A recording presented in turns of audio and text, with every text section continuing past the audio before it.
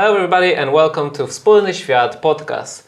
Today we'll be discussing the Afghanistan. It's been over a year since the US and its allied withdrawn its troops, leading the way for the Taliban to regain their power, the power that they lost over 20 years before that happened. Since then, we witness a great deterioration of human rights all over the country. About those specific issues, about the human rights and the situations there on the ground, I will be talking with Nigara Mirdad OMAR, political counselor of the Embassy of the Islamic Republic of Afghanistan. Hello, and thank you for being with us. Hello, thank you.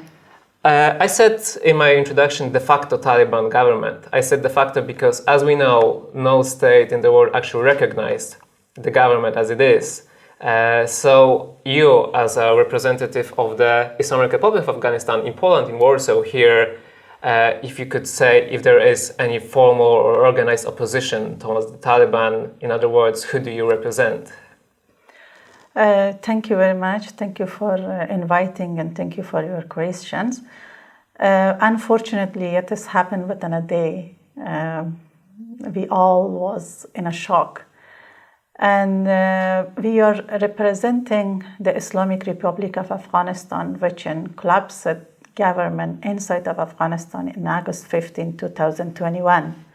But collapsed by the military groups, military terrorist groups who are forced the elected government. And it is almost 1 year that there is many crises in Afghanistan, humanitarian crisis, women's rights crisis, human rights crisis. And as you told, unfortunately, no countries recognize them. And we are the only address in a board of Afghanistan that we are providing service for the people of Afghanistan and represent the people and our values. We have all our embassies in the other countries have a good relation with the host countries, and we are still represent our people. And when it comes to the people, because let's dig into the situations there. We remember those images of people trying to flee the Afghanistan, going to the Kabul airport or trying to cross the border.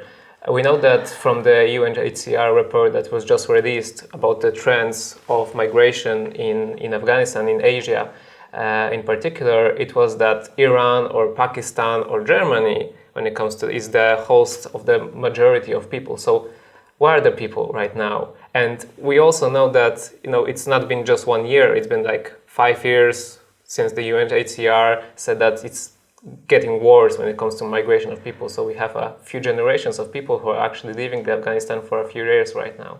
Yes. Unfortunately, after 15th of August, it is more than 3 million people leave the country.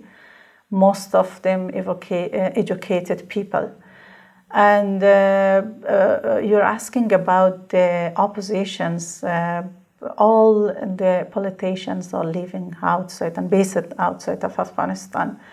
And they are trying to making government in exile or a political movement. And people inside of Afghanistan, unfortunately, most of them also wants to leave the country. And we have a huge immigrants in Iran and Pakistan and the neighbor countries because there is no hope, there is no life, there is no works. And as I told you, there is a humanitarian crisis, economic crisis, the whole system is collapsed. And this is the reasons that the people wants to leave because the responsible of the government are these terrorist groups.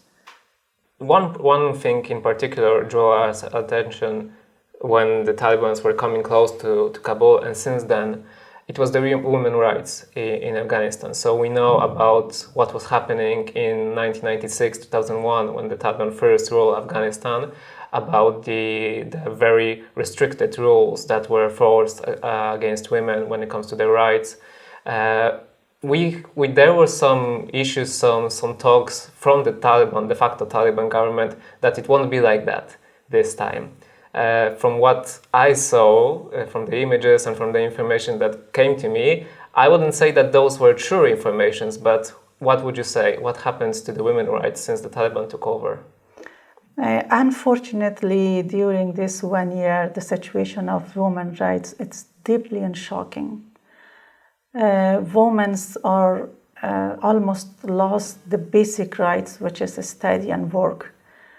The situation is horrible for the women, even the women who were protesting for their rights, which is study and works. The Taliban groups tortured them, harassment, even killed these women protesters who were in the streets and raised their voice for education and works. Because of the 40 years war in Afghanistan, most of these women was the only defeating peoples for their family, because the men was killed by these groups during the 20 years, and most of them was soldier or civilian who were attacked on the streets, on the hospital, on many places that these groups attacked from 20 years. And unfortunately, all of them at home, and they don't have even the money to survive their lives. You mentioned protests. There were many protests that women took over the streets to fight back the Taliban government, even though what you said is the tortures and everything, they are still protesting. Like, why is that? Because like the threat for their lives is so big. Yes, as I told you, the sentences, one of these protester women told that we are continue and we are raise our voice, still our praise. We continue and we will never give up to the Taliban, we will never give up to these terrorist groups. And we ask from the international community from during this 1 year to support the Afghan women's voice, because the Taliban in the peace talks, they promised to respect the women's rights. This was the main issues that they promised to the international community and the government of Afghanistan, but it is almost 1 year. They didn't do anything for the women. They were about the schools. The schools were open, and it was just 1 day, and then yes, unfortunately, no, they didn't open the schools, secondary schools, I mean. But this is a shocking situation for the women that I hope that the international community, the United Nations, take a serious attention for the situation of women in Afghanistan. Most of the women who are protesting for their rights, they are in a very bad situation in Afghanistan. Part of them living in Pakistan, and they are waiting for evacuate for the West and US countries. And who are inside of Afghanistan, they are hide from the Taliban, and they are living in unknown place. Every day they are change their place, because these Taliban, if find them, they will torture and impress them and even kill them. There were talks about the so-called kill list that the Taliban government have about the people who used to work for example, who cooperate with the US or with the NATO forces, and there was a threat that they maybe try to, for example, kill them, torture them because they used to cooperate. From what they say, this happened, and it's also affecting women, as the women are also on this list. That's true. There are many reports that Taliban killed and tortured and imprisoned the peoples who are working with the international community and even with the government of Afghanistan. First, in 15th of August, when they captured Kabul, they announced the general amnesty, but never followed this announcement.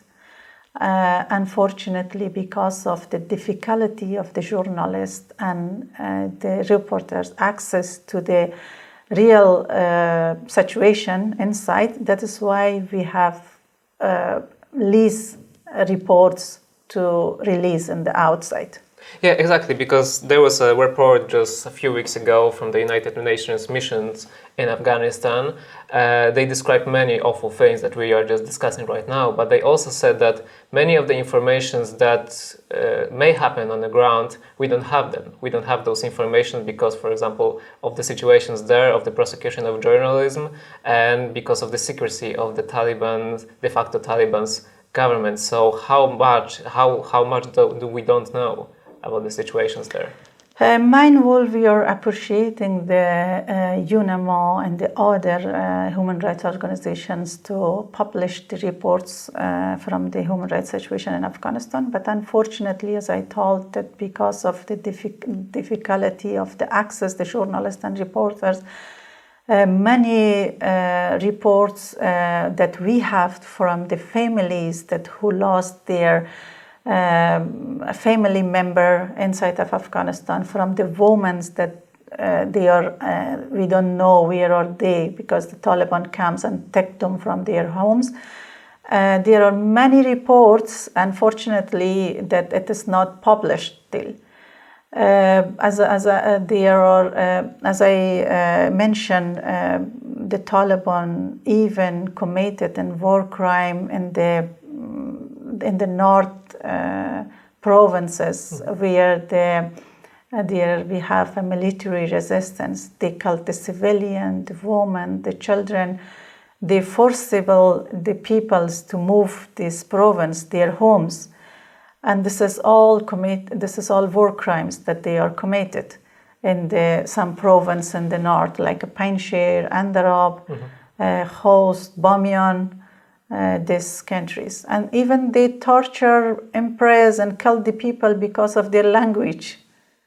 This 1 year of Taliban, de facto Taliban rule, it's not only the Talibans, but we also witnessed, just like when the United States withdrawn its forces, we witnessed a first terrorist attack from the ICL. We also not long after we had a terrorist attack in Kandahar. 60 people were killed. We also had a earthquake on the border between Afghanistan and Pakistan. In all of these issues, we had some kind of response from international community. World Food Program, for example, said that they want to establish some presence there. They want to help the people. But for example, let's take the earthquake, so natural disaster that happened there. And I imagine that the de facto Taliban rules did not have the ability to actually help the people there. So what was the help from the international community? Is it any worthy of the actually needs of the people? Unfortunately, Taliban, ISIS, Al-Qaeda, or many other terrorist groups that now they are basically in Afghanistan, they are not different, only the name is different, but their aim and action is, and activity is just the same. But in Afghanistan, unfortunately, during the 1 year, more than 20 million people suffering hunger. But we appreciate the international community helps for the people of Afghanistan. And unfortunately, this donation is not enough for the people of Afghanistan because I think it is better to think for the responsible government who have to be responsible for the people of Afghanistan and for the international community. As they reported that many of this humanitarian helps for the people of Afghanistan captured by the Taliban, and they took this aid for their soldiers. And it is better that international community and United Nations think about the government, the inclusive government, and the intelligent, the legitimate government for Afghanistan. It's not the first exile government in the history of Afghanistan. We are in Poland, so we can relate somehow because we also have our own history and traditions with governing the country from the exile. let's say it like this. So what is your opinion on the future for Afghanistan? Do you think that in near prospects future the Taliban will be overthrown and the Islamic Republic will be back? I hope so. I believe that our politicians who are living outside of Afghanistan, they are trying to make an exile government, but it depends that in which countries they are living. Because as you know, maybe many countries, our neighbors, they are, have some engaged with the Taliban because everyone knows that they are terrorist groups and many other terrorist groups have a cooperation with them. And as I mentioned before, our politicians outside of Afghanistan, they are trying to create an exile government or a political movement. And the people who have to run away from the country, there's a whole generation who grew up in the new Afghanistan, let's say it like this, with a different set maybe of values or different morality when it comes to the issue of the country also. They want to go back? Well, during the 20 years, there was a lot of investment by education, and the young generation also invest for the education by themselves. Most of this invested by the donor countries in Afghanistan. Unfortunately, most of them during this 1 year left the country. Part of them evacuated by the international friends. And unfortunately, this is a loss for Afghanistan. It's a great loss for Afghanistan. But I believe that when we have the legitimate government, and they will most of them return back and Afghanistan. Thank you very much for conversation about the Afghanistan in this sad very much anniversary, but anniversary that we need to remember that this day and this month is the time when the Taliban de facto retain its power, but not forever probably. Thank you very much for this conversation. It was the podcast Wspólny Świat, Wszystko, co najważniejsze. We're talking about Afghanistan. My guest was Nigara Mirdad OMAR, political counselor of the Embassy of the Islamic Republic of Afghanistan. Thank you very much for the conversation. Thank you to you for listening.